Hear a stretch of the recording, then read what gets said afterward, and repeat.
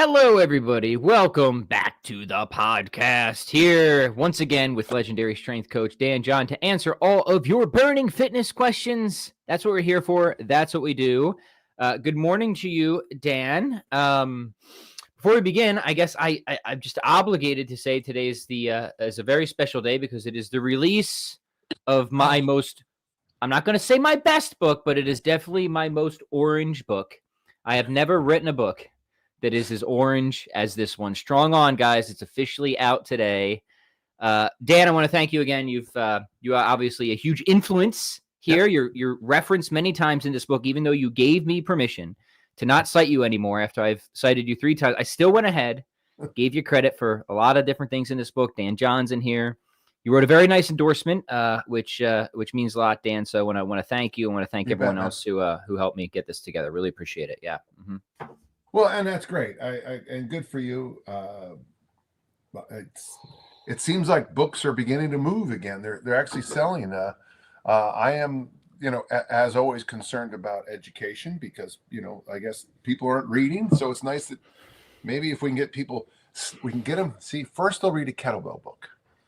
And then they'll the Great Western. Then they'll go to the great books list. That's it's the Trojan horse, right? Yes, Get them in there. Yeah. Mm-hmm. It's been researched deeply that kettlebell books are a direct link to Beowulf, the Iliad, the Odyssey, but sadly not Don Quixote. So this is a concern many of us in the field are worried about. Speaking of classics, Dan, I've actually recently begun reading Dracula. The original Dracula, and I have to say, I'm sucked in. Yeah, man, this is good. This is good so far. Mm-hmm. It's very little to do. The movies. Haven't seen any of the movies at all. So here's a quick story, guys. Just sit down, pay attention. You're gonna get this. I saw that new trailer for the new Nosferatu coming up, and I never saw the original 1920s one. And I just realized, you know what? I don't know a darn thing about Dracula. So, and I've just been wanting to get away from non-fiction. I just almost entirely read nonfiction. Like I just want to read something a little bit different. So I'm like, I'll just go read Dracula, and I'm into it. I'm super into it. I don't know if I'll go watch the movies, but the book is really good so far. Mm-hmm. My knock in the book, and just not a knock, but it's written in that style of letters. Yeah, right. Diary fragments and all that. The diary fragments and letters. And I it's not a knock on it. It's just that I find that difficult. It's like I feel, there's always that you lean in. It's like, dearest Patrick, I miss my you dearest Mina, my Mina. I miss you. And of course, it's I think there is a British show that updates the story, but keeps that style. Of course, there's like frogmen or scuba divers come down, they find the casket and things like that. And I don't know. It's good stuff. Yeah, it is certainly not the book. It's not the book you're going to expect. And there's a lot more. It's cool. So I like it. So you know what? But why am I promoting Dracula? Because we have books out, Dan. So Bram Stoker, whatever, he had his day. It's our day today. That's and right. Dan, aside from this book, let's mention yours again. Do you have it there? Can you hold it up? The Kettlebell Companion. And this one even applies. And here we go. Look at that. Gentle listeners, do us a favor for Christmas. We would love to see these books side by side under your Christmas tree. I'll tell you what, if you do that, you take a picture, you tag us, I'm going to get you a little something special. All right. A little something special. I'm not going to tell you what it is, but it'll be cool. Special. Little something. All you got to do is take a picture of our books together, maybe in a cozy, Christmas setting, little cozy setting. And I got some goodies. I think that you guys will like. Yeah. And I think these books really are complimentary. It'd be really cool to see them together. We'd super appreciate it. Mm-hmm. Yeah. It's funny. I look over mine and I'm like, that's really good. And then it's like, oh yeah, I wrote that. Yeah. I did that. I sometimes when I'm looking at something I wrote, it's like, why didn't I do this earlier? It's like, I could have used this. I was like, oh yeah, that's because of that. Yeah, it's funny because, usually I'm terrified to read anything I wrote like 2 weeks ago, let alone like 15 years ago. But sometimes I go back and I say, you know what? That wasn't half bad. That one hit bad. Not bad. That one hit bad. Sometimes. Antonio Poblonik writes, I recently learned MASH is a book. Actually, MASH is a series of books. One's called MASH Goes to Maine. There might be 3, maybe 4. I'm not going to do it, but if you want to just Google or whatever you cool kids do, I wouldn't be surprised if there's 4 MASH books. And of course, the movie is with Donald Sutherland, and I can see her face, but I can't remember her name. It was, of course, the only person who makes it from the movie into the TV show is Radar O'Reilly. Yeah. So it's funny. I don't know why I'm talking about it. Just sometimes people are amazed that good movies come from books. This will shock a lot of our listeners. Harry Potter was actually books. How about that? I heard the Lord of the Rings might have been too. What? I have to fact check that. I got to look into that one, but yeah, I couldn't believe it. Right. All right, good. Hey, so Dan, before we get to questions, so gentle listeners, I see lots of good stuff. Keep your questions coming. We will tend to them presently. How's your training been this week, Dan? Lifting and all that good stuff. I got to tell you, man, some of this new stuff I'm doing, I'm very excited about. It's early. I'm on a 24-hour fast today. Started last night with big protein. I did a little got my presses in, got my curls in, did a protein meal, 24-hour fast. But one of the things that's been helping me more, now you got to be careful, gentle listener, when I say things, because, yesterday somebody told me that, intermittent fasting is terrible for women. Okay, well, fasting is terrible. There's nowhere in the historical record where females, human females ever had to fast. That had to. I'm talking, starve. But for where I'm in my life and what I'm doing in my life, I got to tell you, I never thought I'd be able to do a 24-hour fast. I just didn't. And I have such a bad case of bigorexia that I never thought I would. But I tell you, when I finally figured out the formula of training and fasting, I like it, Patrick. I'm not, and again, it's not me too, everybody. Yeah. And and every religious tradition has some in there. Yeah. Well, you make a great, several great points, Dan. I just want to expand upon them. Is that, I see fasting very much like exercise, in the sense that there's some people who do the wrong kind or wrong amount of exercise, way too much, way too soon. But almost nobody looks at that and says, well, exercise must be bad for us, right?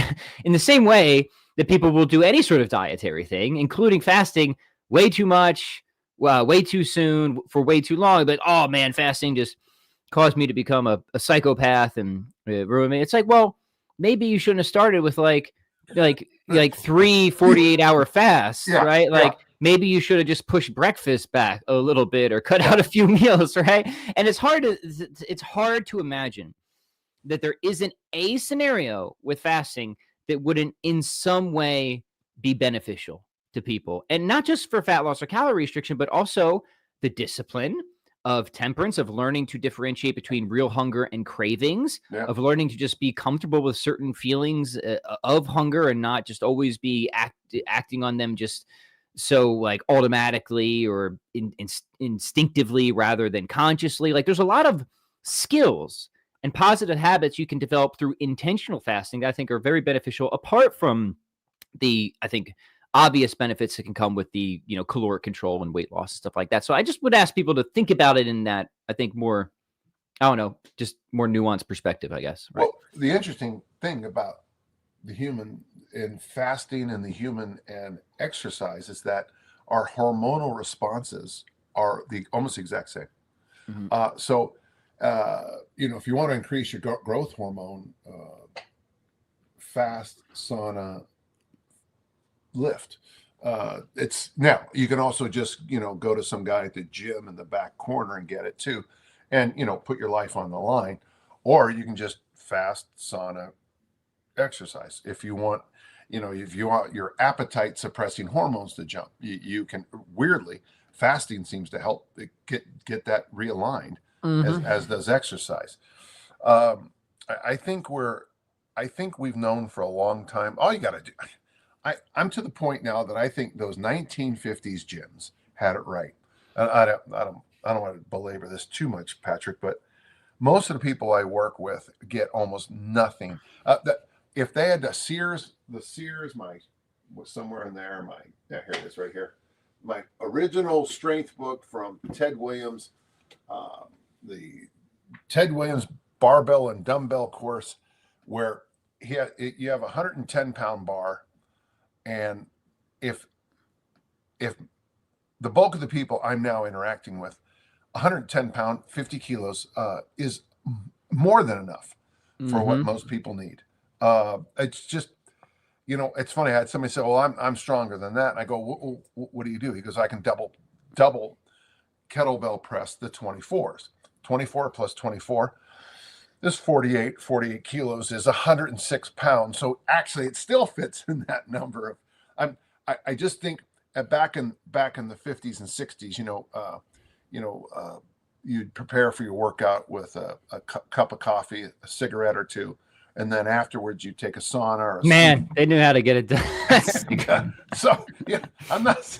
And again, I'm not telling you nothing like that pre-workout cig. I'm not telling you should buy a pack of unfiltered pack of marbles. Yeah. My father lived on, but there was just back when men were men, right? Yeah. Ever since the rise of anabolics, we just lost so much good quality information. And if that one famous guy who's now a born again Christian, so it didn't count, who told everybody at the Olympic Training Center that steroids are the answer to all questions.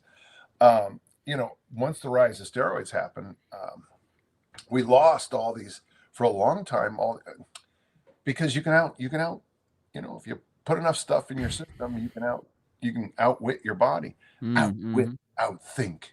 Now the problem is, of course, you die earlier. And what do I always say about if you take anabolics? You know my point about take it like a man. That's what Dan says. and then when you're dying, I don't want to hear that you've rediscovered a new religious tradition and now everything you used to do was wrong. And you kids listen to me. No, just sorry, that's cool.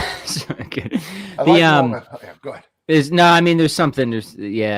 About the old way. What movie is that from? The Old Ways or the Best Ways? It's a line from something. Escapes me now. It's a great book about Celtic theology called Old Ways, Old Ways, Old something. That was pretty cool. Yeah. I don't know. Anyways, there's something to that. Let's take some good old questions. Our buddy Kang here says, "Hey, what do you think of the Prying goblet squat? Could it be used in Dan's recommended daily 30-second goblet squat and 30-second hang mobility routine?" Dan, should we ask the inventor? I think we should ask the man himself who invented the goblet squat, who is cited as inventing the goblet squat. Finally, Dan, you're achieving the attribution that you deserve, as I did cite you in here. Yeah, I mean, that's spot, yeah. If Kang is Kang, well, that is what I do with those 30 seconds. You get down there, you drive the elbows out. And explain the prying squat for people who might not be familiar so with at the goblet squat is not just going up and down like you see in those There's a fitness expert online that drives me crazy. Every time they always do goblet squats, they never get their elbows, and they hold the bell like this, and their elbows don't even get close to their knees. The goblet squat is when you take your elbows and you drive your knees apart. That position is the goblet squat position. We are sitting here literally like this, pushing the knees apart. Right. So one quick point is, for those of you who, when you stretch, muscles tend to be like, it feels good to pull muscles this way. Okay. If those of you listening, muscles tend to like to be pulled, stretched, right? Joints like circles or rotations. Anytime you're having a joint issue, and you'll probably, like right now, I'm rotating my elbow right now, or I'll rotate my wrist.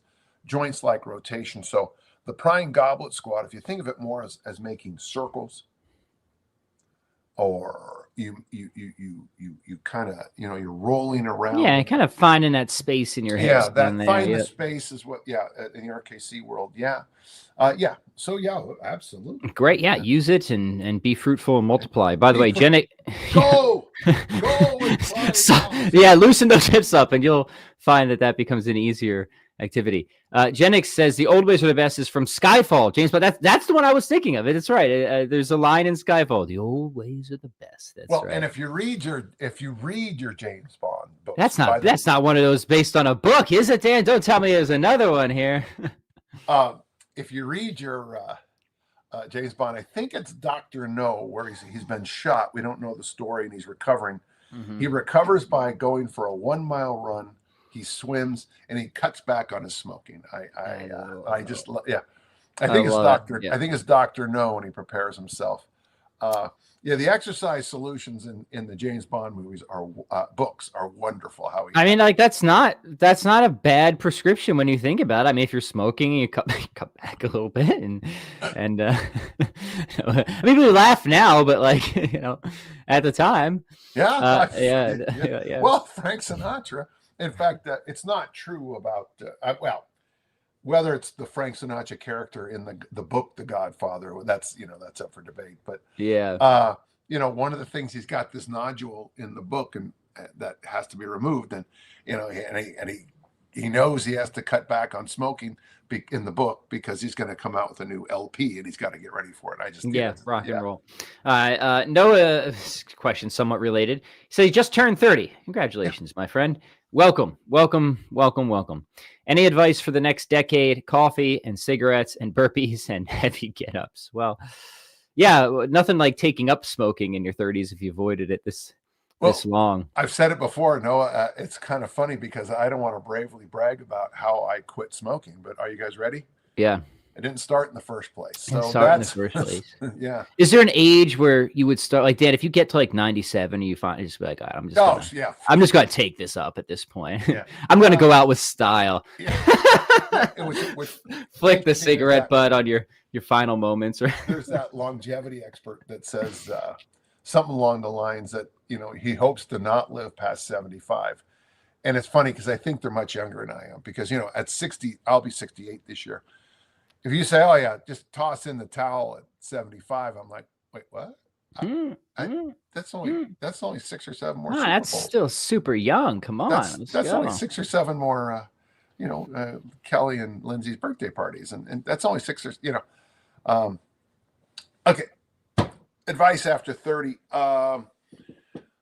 So I would say this, the most important thing you can do from 35 to 55 is make sure you get your strength numbers at a good level and try to hold them there. Mm-hmm. So you want that strength deficit. I'm 67 and there's an outside chance, and I can probably prove it, that I'm probably stronger than any 67-year-old, All right.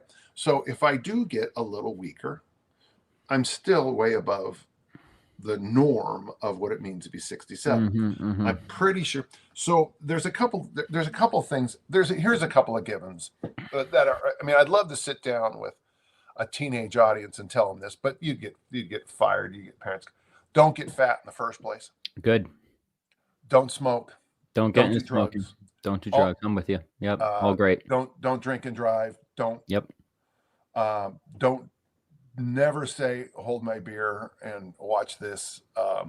So wear your seatbelt. All those boring. Those are great rules for life. I really like those. Wear your damn seatbelt. Wear your helmet. Don't eat things with a mascot. Generally, Don't you have to have a cartoon character? Get as much of your education as you can as early as you can. So I got my bachelor's at 21 and my master's at 22, 23, and that isn't how wonderful I am, but so in my mid 20s and early 30s, I still wasn't having to chase academic degrees. They were behind me. Right. So I had friends. My friend Ann, I remember I just remember her in the middle of our academic finals at the school we taught at. Mm-hmm. She was also having to deal with her finals and it was just like, that's a lot of work, This is something I tell my kids all the time because, look, I got a lot of stuff done early, but not as much as I wanted to. And I tell my kids, like, I like, you don't understand it now, but I'm going to try and get you to understand it as best as you can. But I think, 15, 20, 30 years from now, you'll be happy that you started playing piano at 6, that you started learning the things that you're learning now, right? That they're pushing them to learn. And they're great kids. They actually are enthusiastic. They don't fight or complain. But I'm trying to do for them these things that you're talking about, Dan, that I wish were done for me. Because honestly, when you're 6 years old, you're not going to do this stuff yourself. You need your parents and your mentors and your teachers to help do it for you. But then at some point, you can start doing things yourself. And here's the cool thing. 30 is still pretty young. And if you put 10 years into anything, you can master it. And think about that. Like you could master in 10 years. And 10 years sounds like a long time, but like if that's your 30s, by the time you're 40 and you have some certain things like truly mastered, man, that is a radically different life for many, many, many years. So I just, keep that perspective as well. I think that's like, if you just spent 10 years, sure, it's a long time, but most of us are still on a certain side of things where that investment is still worth considering, worthwhile, I think. Yeah. I like it. I got a website, danjohnuniversity.com, and there's a bookstore there, danjohnuniversity.com/bookstore. And I got a thing called Easy Strength for Fat Loss. And I got to tell you, with Easy Strength, you'll get stronger over, like you say, 10 years. 10 straight years of any lifting protocol, I don't care what it is. You're going to be good, like 10 years. And that's a great perspective, too. Give it 10 years. You go for a walk, and just think if you listen to a book on tape, you take this half-hour walk every day, and you decide to put on instead of listen, I get a lot of people like podcasts, but that's like, and here we're doing one right now, but but ours is different. Yeah, it is. But if you do a half hour a day of listening to a book, or books that will and it can be the great books. Yeah, it can be the great books. It can be any book that enriches. I got to tell you, if you get a good listen to The Sword and the Stone, for example, that it's a fun book. There's it's easy listening ish. Harry Potter, easy listening ish, very easy listening. In 10 years of listening to a book on tape after your weight workout, during that 30-minute walk, just how many books you'll finish in 10 years. It's 300, it's 100 and, it's 183 2 hours. The easy answer is way more books than most people you got to compete against in life. Yeah. And, which is great. It's good news for you. I do that thing at night where I drink hot water. It can be hot water with lemon. It can be tea. Yep. Getting in a habit like that instead of, beer. And there's nothing wrong with beer. There's nothing wrong with wine. Nothing wrong with whiskey or whatever. But instead of soft drinks, you're drinking, hot. It's just 30 is a wonderful age because you should be in charge of your own nutrition at 30. So eat smart. You should be in charge of your own sleeping. So sleep smart. It's just a time where, and then by the time I'll say this, of course, with my new scar and everything, there's an old joke about you earn the face you have at 67. Okay. Yeah. Well, I think you earn your body at age 40. That we know what you've chosen to do at age 40 with your life. Yeah. That homecoming queen who was just a natural beauty at the 20 and the 40-year reunion, it can be a completely different story. You earn how you look in your 30s, 40s, and 50s. Yeah. Okay. Mm-hmm. All right, good. Yeah, a little bit wider than just fitness advice, but I think that's important. Obviously, fitness is a part of your life. It should not be all of it. That would be a problem. All right, let's keep moving here. Justin says, I was doing someone kettlebell. Okay, he was doing the armor building complex, and oh boy, the offset front squat is something else. I can feel my whole body tensing, even with a lightweight. So he's doing it with 2 different size kettlebells. Oh, no. Armor building. Am I reading that wrong? He's doing sync. So he's saying just having the bell on one side and the single side kettlebell front squat. Oh, I see. So he's doing single arm. So I always say, folks, for those of you not listening, I'm touching my chin and my sternum, but I always say keep your chin, your sternum, and your zipper all in the same straight line. I call it the CSZ line. And one of the things that a lot of people don't do in their training, and it is truly, it's anti-rotation work, which is something I believe in, but it also really will highlight your asymmetries, your imbalances. It can even say, okay, why is this happening? It might even remind you of a bicycle accident or an injury from 20 years ago that really hasn't rehabbed. When you put the load on one side, it'll really exacerbate the problems of these issues and injuries that you picked up through, for the last few years. The single side armor building complex, it's funny because, I'll go online and people say I got it wrong. It's like, I can guarantee you haven't done the work to disagree with me. It's like when I go coach the discus and somebody says you should do this instead. I'm like, yeah. Thanks. Coaching the discus, coaching it since '79. I'm starting to pick up things. Yeah. Got a few little nuggets of wisdom here there. All right. Good comment, I guess. Thank you for the helpful tips there, Dan. All right, let's keep going here. Lots of good questions. Keep them coming, everybody. Sorry, lots of good comments, but got to fish out a question here. Lots of good questions. Fishing. All right. All right. The comment about Matt. Sorry, I got to scroll back down. All right, good. Love the conversation, guys, but just get lost. All right. Mike says, hey, how do I get my wife to shed a few pounds post-baby by following Dan John and not the sexy social media gal with her silly but sleek programming? So, yeah, how do you, this is just a general issue, right? How do you get people to follow the sensible, the reasonable, the scholarly, and the handsome people like Dan John rather than the flashy, shiny geyser of nonsense that is most of what you see on Instagram and TikTok? That's a tough question, Mike, but I'm interested to hear Dan on this. So Dan, what's the solution here? First off, you use your real name, and I'm very happy. The second thing that you said, how do I get my wife to shed a few pounds? That is by following you, though, Dan, versus the influencer of the day on Instagram. It's kind of nice because it does dovetail back in our last question and kind of our earlier discussion. Mike, first off, I appreciate the answer. And anybody who's ever been married and, been there, done that, getting your wife to shed a few pounds, I'm sure that's always just a fun conversation. So let's put that aside and just imagine it's been done.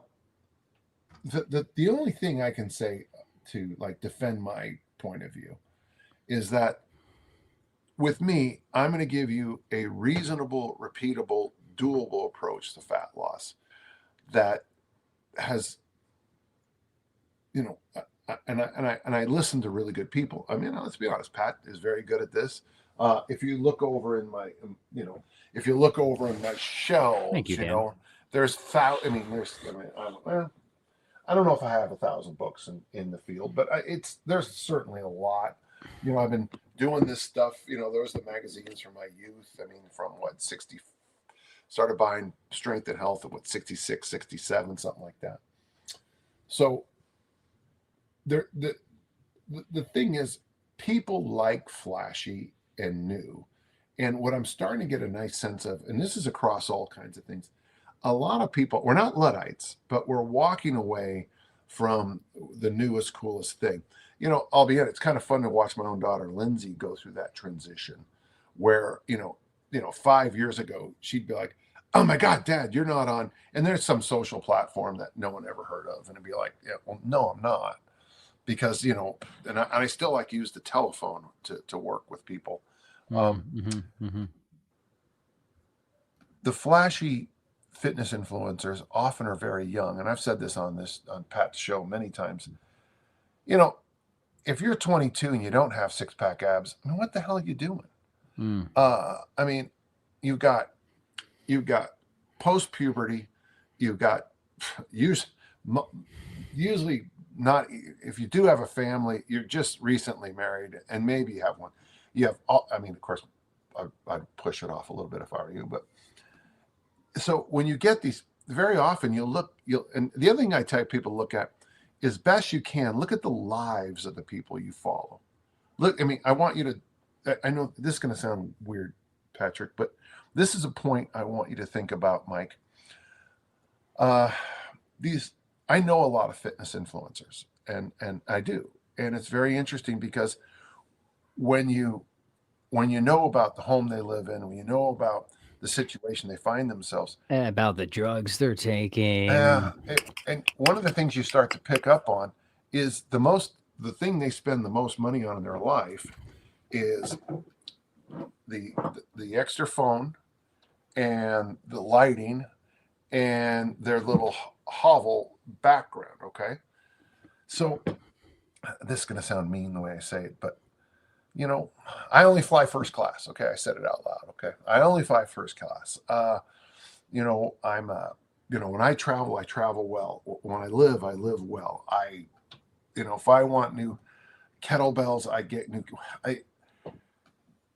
I'm a real person living in a real world with real issues, real problems with children and grandchildren, and I'm not 24/7 just worried about me and how I look online. And I don't know what I'm saying right now, but yeah, no, there's a lot of good points there, and I think ultimately, and Mike, I would invite you to maybe have your wife listen to this point on.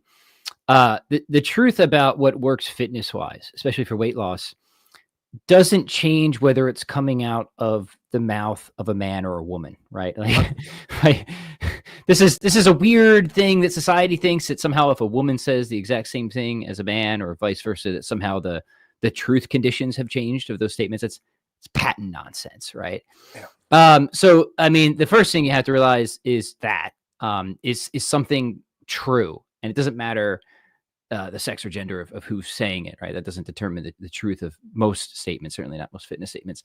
However, at the same time, it is a thing. It is a well-known thing that when it comes to looking for mentors or coaches in fitness, men like to be taught and guided by other men. Women generally like to be taught and guided by other women. That's just a statistical thing, right? And you know this in advertising. Like if you want to attract men, you advertise pictures of men looking good. If you want to attract women, you advertise pictures of women looking good. So that's a thing. And there's nothing bad with wanting to follow somebody of your own sex. And there's all sorts of reasons of why we think people respond that way, because I don't know, they think they're more relatable or it represents what they could actually look like. There's lots of different theories out there, but that's a true thing. Of course, that's not like a completely determinate thing. I have lots of women who follow my channel, and I'm not a woman, but they seem to like my advice and the way I communicate things. But most of my audience, most of my customers are men, but it's not a huge majority. But at the end of the day, I think there just has to be an appeal to reason. The truth is that fat loss has some basic universal principles that we need to get across. And if somebody is communicating those principles, that's a good sign. Principles like caloric control, I think calorie cycling, hitting protein targets, and then on the exercise front, using a reasonable amount of metabolic resistance training, trying to build strength and muscle, right? Because that's metabolically expensive. That will help you in body recomposition, getting in some good amount, preferably daily, of low intensity cardio activity, walking. Dan and I are big fans of walking, mobility work, getting to sleep on time, trying to manage your stress through various techniques, whatever those are, leading a balanced life. That's it, right? But if somebody is out there promoting all sorts of nonsense, gimmicky, flashy stuff, pills, new, totally novel approaches that nobody has ever heard of or used for the history of humankind, these are major red flags, right? Or just things that would otherwise be good, but are prescribed in insane, idiotic proportions, right? These are all, stay away from that crap. And I don't know what else to say aside from try to make that appeal and say it's there's nothing wrong with wanting to follow somebody that looks good, but you have to understand that looking good and speaking nonsense can often go hand in hand, and they often do. So the most important thing is that the person you're following is reputable along certain lines. And what are those lines? I think there's a few indicators you should look for. One is, do they generally practice what they preach? I don't think that, to be a great coach, that they always have to be like, it'd be foolish to think that, oh, if you're going to be a good football coach, you better be like the best quarterback in the world. That's nonsense, right? But for fitness, like I generally want somebody who is in the trenches with me to some degree, right? For sure. If they're 78, I don't expect them to have a six pack anymore, but they're still pushing it. They're still taking care of themselves, right? Number two, are they able to consistently get results in other people with a process? So they actually have a well-founded, process for, bringing about results in people. And number three, are they generally consistent, but also willing to evolve in light of new evidence, right? And that last one I think is important, because like you don't want people that are absolutely stuck, that no matter what, they won't change their mind on anything. That's not good. No human is like super infallible and all knowing like that. So you always want people that are willing to evolve, but at the same time, you also don't want the other extreme where somebody is like clearly fad or gimmick hopping, right? Paleo's the best, carnivore is the best, keto's the best, right? That's just somebody who's being an opportunist. So what you want is that position that's hard to find in the industry these days, of people who are really trying to figure out the truth of things. They're pretty solid and confident in what their approach principles are, but they do evolve over time as they or society at large comes to know a little bit more. So that's the best and only appeal I think I can make. I don't have anything else beyond that, right? I can flex, but there's going to be people with bigger muscles than me. So I don't think that'll do all that much. Right? Dan, for example, right there, right? There's the only argument you need. I'll give you 4 words to start with, and then we'll and then someone added a good point, Avery here. 4 words, okay? Memorize these. Put them on a card, and okay, you're going to put them on a card, and it's going to say on this side, eat protein, lift weights. Eat protein, lift weights. That's where we're going to start. And then I love what Avery says here in the comments. Some of the best fitness advice I ever heard is when you two said consistent okay workouts is better than inconsistent great workouts. And Avery, you nailed it. And somebody's taking notes. We appreciate it. And so if you can just, and you don't even have to ever mention my name or any of my work, my 45 years of doing coaching. 45 years. And you realize next year is my 60th year of lifting weights. Wow. Pretty awesome. But if you just can encourage protein and lifting weights, and then if you really can, get those and get that little walk in after that. I mean, honestly, now you have the baby and you got the sleep issues, you got some other things, but from what Pat and I can help you with, lift weights, walk, eat protein, lift weights, eat protein, lift weights, eat protein. I mean, those are the two big ones. I got to tell you, I'm doing this high protein thing, and if you eat enough protein, you have no interest in junk food for a long time. I'll just say, where I'm at right now, physically, right now. Yeah, there's also something to be said, and we'll move on to another question here. Of those that have clearly been in it for the long haul and have stood the test of time. Dan, you've been doing this even online before I think I even had the internet, right? Yeah. But I didn't just show up yesterday either. I've been doing this for about 15 years now online. So I've been around, even I've been around for a minute. But man, how many people there are that just rocket onto the scene because there's some gimmick or some flash that they have, and they're just the biggest sensation for like 3 months, and then nobody ever hears from them or remembers them again. Man, that happens all the freaking time. All the time, right? It is interesting you mentioned that, because I was online the other day and somebody asked me about a training program. It popped up, this former like Arizona State football player, where they drop bench presses onto your chest, you catch it and stuff. And then about Werner Gunther's program from the early 90s where he does all these jumps and everything. It's like, what do you think of this? And it's like, you realize, of course, that these videos are from 1990.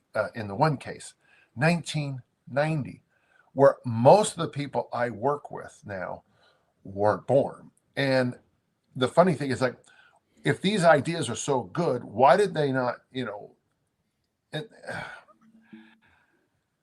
but people love the Flash. And I'm just going to, Mike, this is the big thing.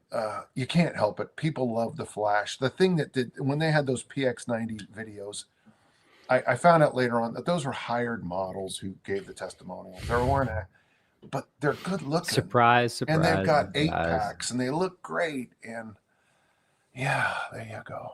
There you go. All right, let's keep moving here. Good stuff, guys, by the way. Oh, look at that quote Justin just put up there. That's funny. What is it? Hold on. At the very bottom, Justin says, I first encountered Dan at Andy's old school forum. I am older now than Dan was then. Wow, how about that? That's Justin, fun. that was a great forum. Too bad those. Can I swear in? If you want, yeah. Man, those ass wipes from Canada destroyed it. Remember those three guys, and it's funny because the one guy came back and there were just that 14-year-old zit-faced kid from Nebraska we always joke about in the industry, the online expert, who can't bench the bar, But Justin, It's great to hear from you, man. Yeah, good. If you have any good memories, share them. Okay, let's go ahead.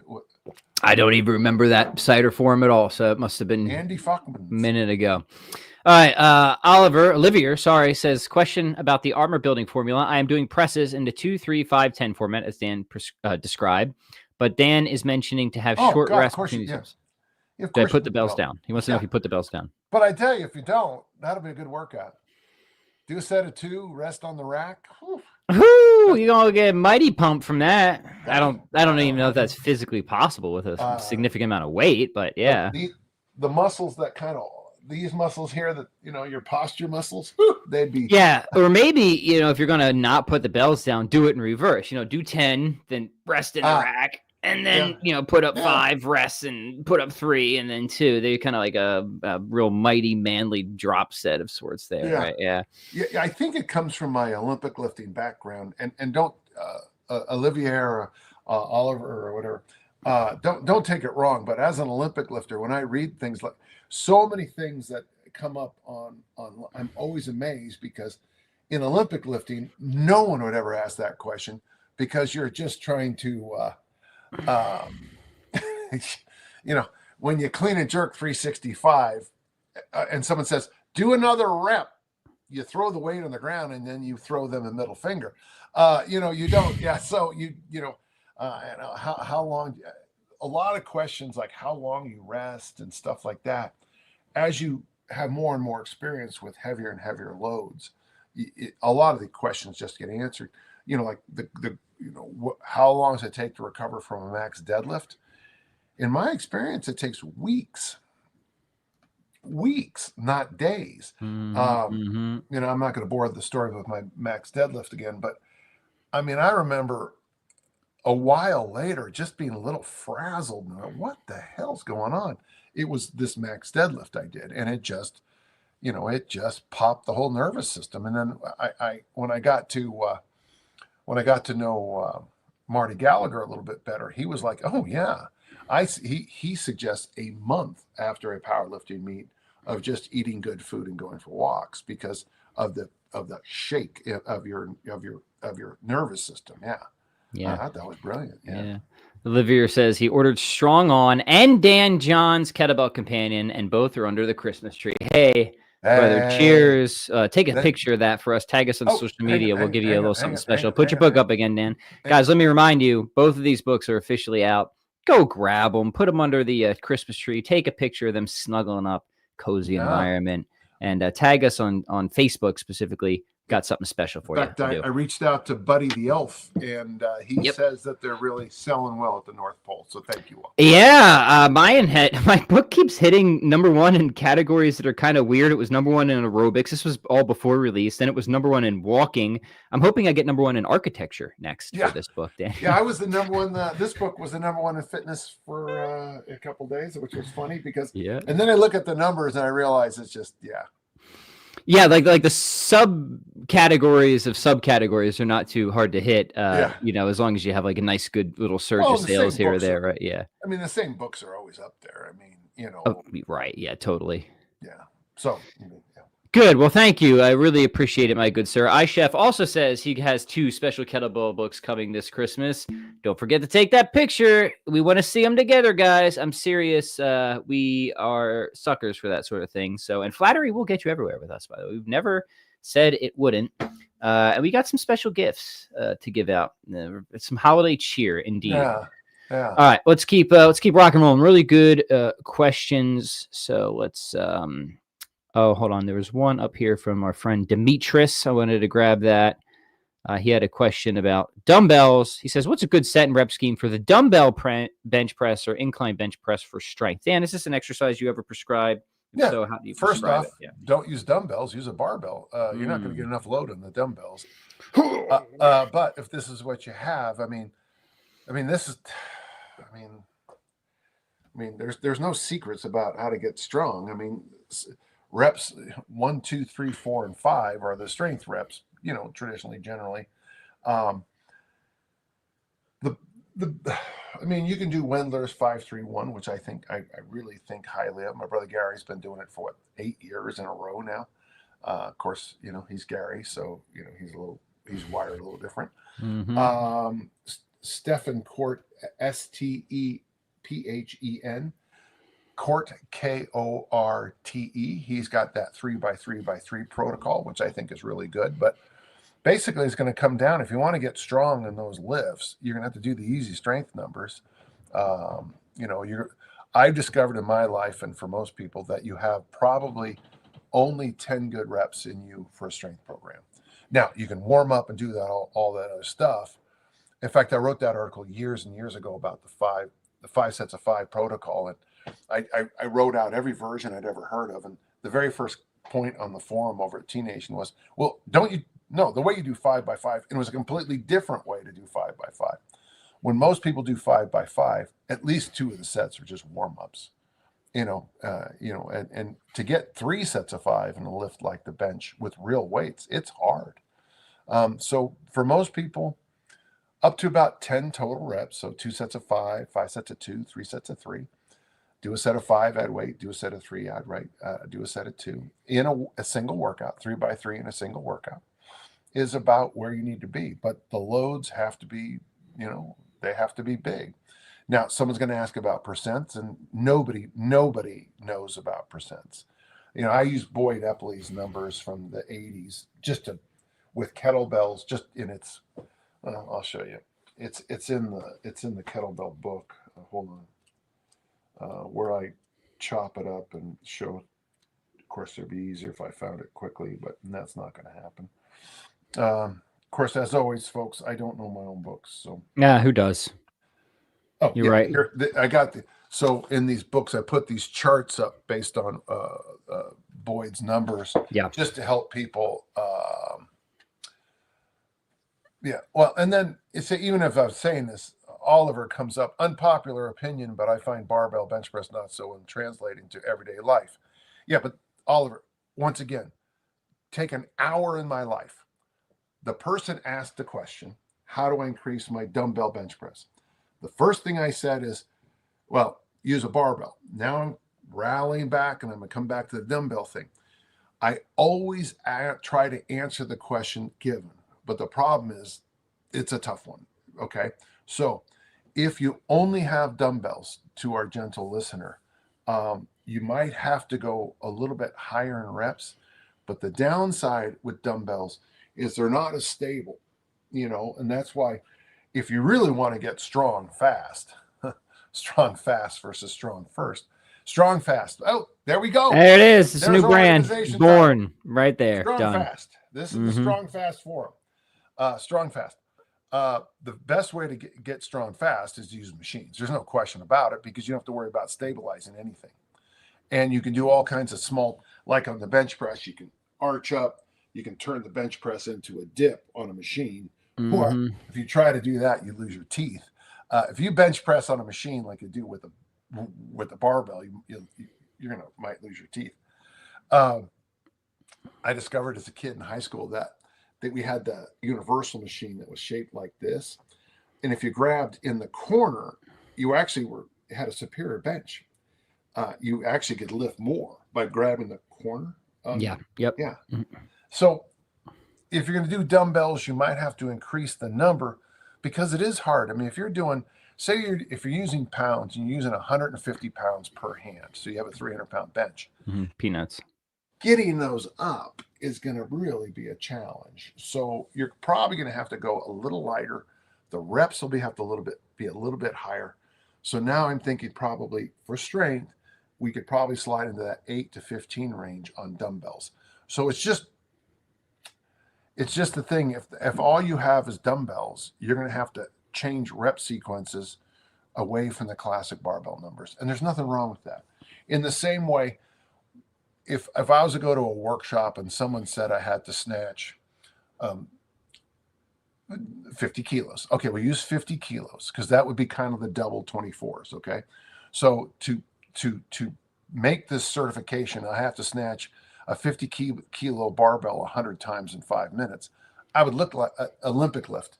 I look at them like they're crazy. Mm-hmm. But when you put it into a kettlebell, I'm like, yeah, that's reasonable. Yeah, right.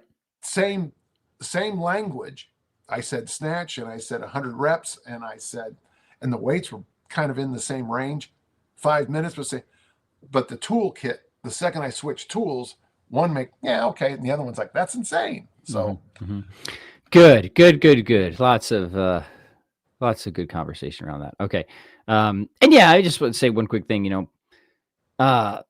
somebody wants to get good in exercise, that does maybe they don't care about carryover being strong at everyday life. Maybe they do, maybe they don't. But you know, some people legit don't, right? They just I just want to get strong at this thing, right? I don't care about everyday life. I have my drone that can pick things up for me. So yeah, that's true. I had someone commented on my Instagram channel that they had listened to an evolutionary biologist that said that we're built for brachiating, which of course is true. I mentioned that in all my books and everything. So then the follow-up was, why do you push the overhead press? Because in the evolutionary scene, very few humans would have been doing overhead presses.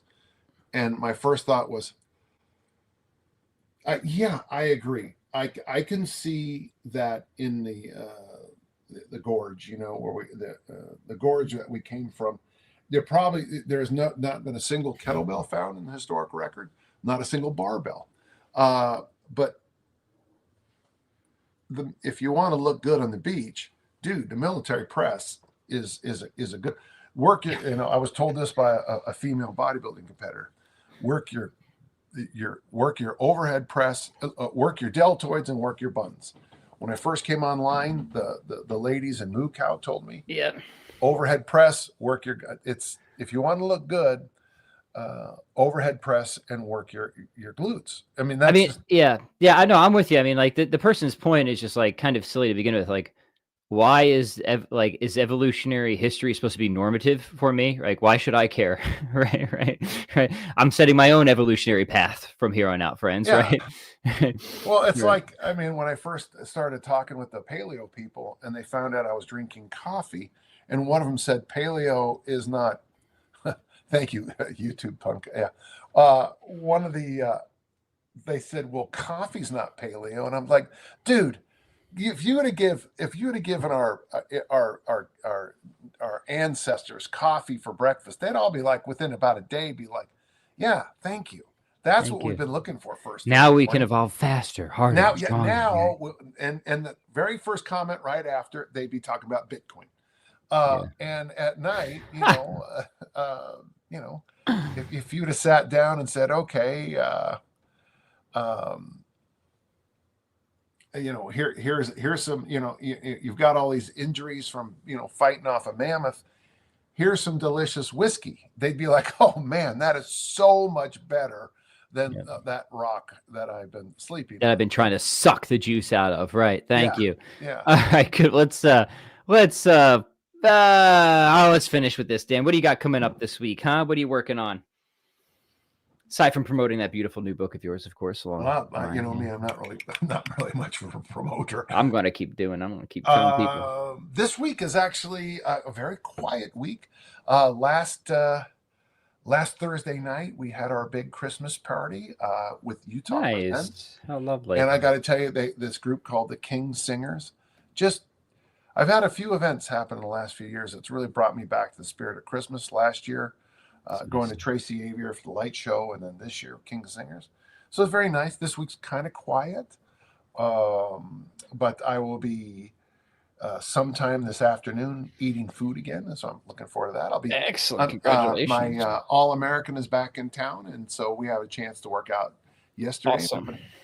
I'll be helping my throwers throw, but you know, it's a quiet week. It is a quiet week. Gosh, you know, Patrick, I purposely planned a quiet Christmas this year. Yeah. And it's just nice. It's been really nice. One thing I'm going to tell everybody that I decided for 2025 is to reread The Sword and the Stone and all the Harry Potter books again, just to kind of reconnect with those stories. And so yesterday I read the first Harry Potter, so that'll tell you how my brain works. Yeah, and it was awesome. A delightful few hours. Any of you who've read the whole thing, when you read the first book, it almost seems like every chapter could sit on its own. There's a few chapters in Sword of Stone, but they're fun books, and I'm just decided there's no pressure.